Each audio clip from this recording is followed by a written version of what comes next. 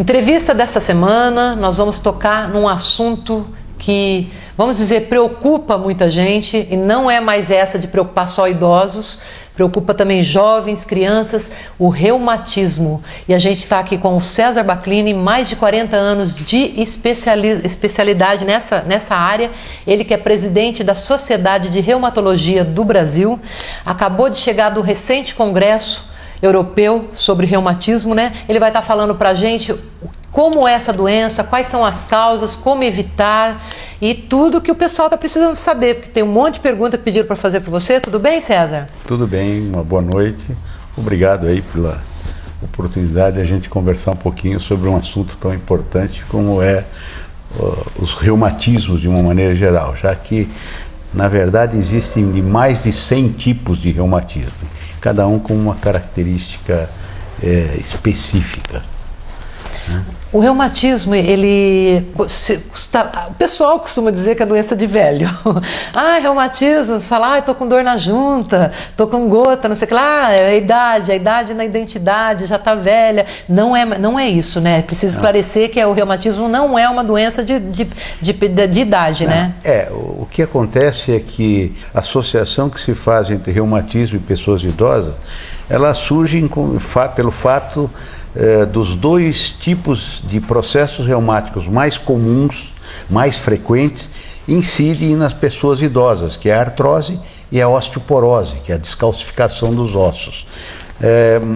Com o aumento da expectativa de vida da população, de uma maneira geral, em especial aqui no Brasil, é evidente que esses processos crônicos, degenerativos, eles aumentam.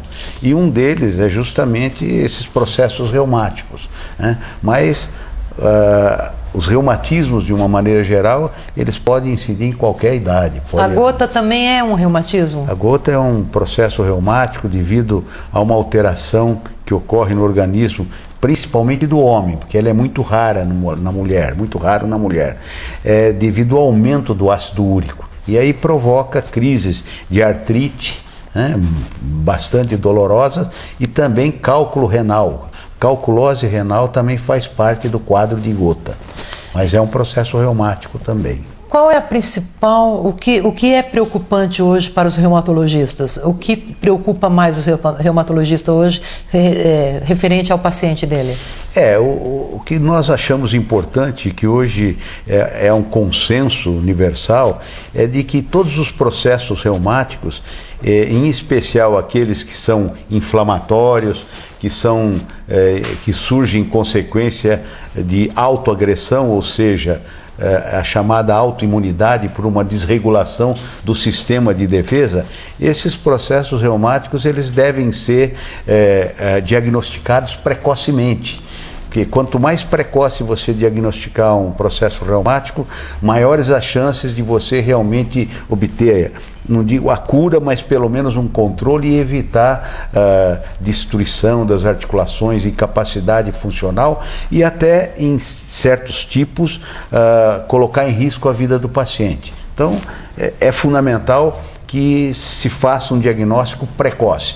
E para isso, evidentemente, o diagnóstico precoce ele deve ser feito por um profissional que seja realmente um expert na área, que ele possa realmente detectar pequeninas coisas que às vezes passa desapercebida por um médico de outra especialidade. Então, a importância que a gente vê no caso do reumatologista. Doutor César, por exemplo, um sintoma de reumatismo, uma pessoa que nunca teve, digamos assim que ela é jovem ainda, nunca teve, o que serve para alertá-la de que é um sinal que ela poderá vir a ter um reumatismo?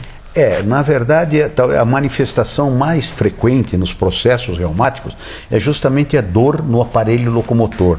Dor nas juntas, dor óssea, dor muscular, fraqueza muscular, acomete o aparelho locomotor. Porém, os processos reumáticos mais sérios, que exigem realmente uma terapêutica às vezes mais agressiva, que exige inclusive um diagnóstico mais precoce, são aqueles que além de acometer o aparelho locomotor, podem acometer outros órgãos, pode acometer o coração, o pulmão, sistema nervoso central, o rim principalmente, como no caso, por exemplo, do lúpus eritematoso sistêmico, que é um processo reumático que pode acometer qualquer órgão. Então, nesses casos, é fundamental que você faça um diagnóstico precoce, porque se você demorar muito para fazer o diagnóstico, esses órgãos nobres, como por exemplo o rim, próprio pulmão, coração ou sistema nervoso central, acabam entrando em insuficiência e colocam em risco a própria vida do paciente. Então são processos que... E outro processo que é muito frequente na prática diária do reumatologista é a artrite reumatoide, chamada artrite deformante, que também tem que ser diagnosticado precocemente, porque senão ela é irreversível e aí provoca deformidades, uma incapacidade funcional muito grande, e aí fica difícil realmente de se tratar e a pessoa então fica às vezes acamada sem conseguir se movimentar, socialmente também vai ter dificuldades e assim por diante. Doutor César, existe a cura para o reumatismo ou só o tratamento? Na verdade, se a gente entender por cura, a pessoa ter um determinado problema, tomar um determinado medicamento e praticamente ficar curada, quer dizer, nunca mais voltar a apresentar, eu diria que não. Talvez a única coisa que a gente possa dizer que em medicina é curável são as infecções.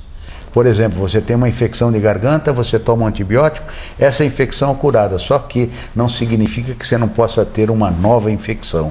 Agora, as outras doenças, todas elas são controláveis, não só as reumáticas, mas o diabetes. O diabetes a hipertensão, a hipertensão arterial, as doenças da tireoide, as doenças do sistema nervoso central, todas essas aí que existem, pessoas que têm convulsão, pessoas que têm doença de Alzheimer, trata-se curar nesse sentido de que com uma varinha mágica você consegue. Difícil. Isso na verdade não existe.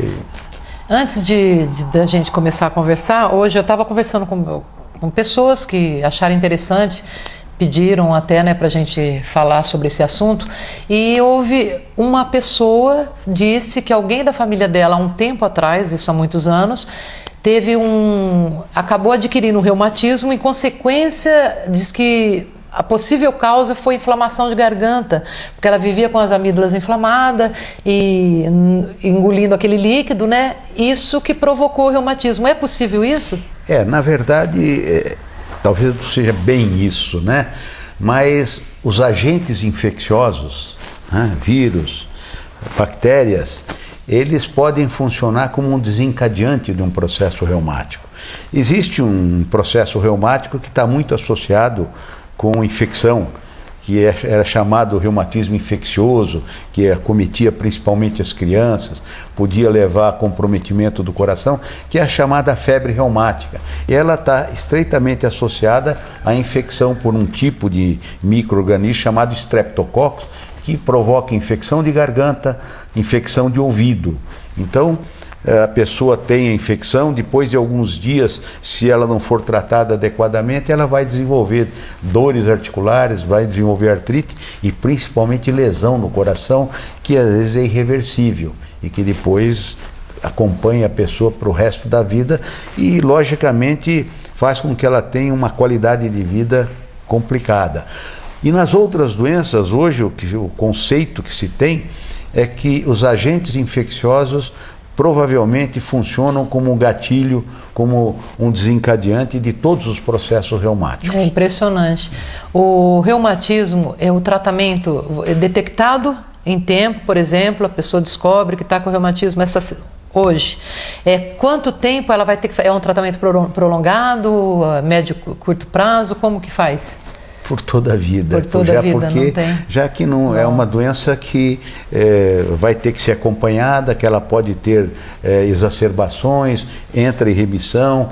você utiliza medicamentos que podem, inclusive, interferir em determinados órgãos, já que não é água com açúcar, são medicamentos que são metabolizados dentro do nosso organismo e podem lesar órgãos, podem lesar o fígado, podem lesar o aparelho digestivo, o rim, e podem provocar hipertensão. Então você tem que acompanhar para detectar não só os possíveis efeitos colaterais dos medicamentos, como também se a atividade da doença está sendo controlada ou não. A Sociedade de Reumatologia tem dados sobre qual o percentual de brasileiros que essa doença comete hoje? Existe o site da Sociedade Brasileira de Reumatologia, que qualquer pessoa pode acessar,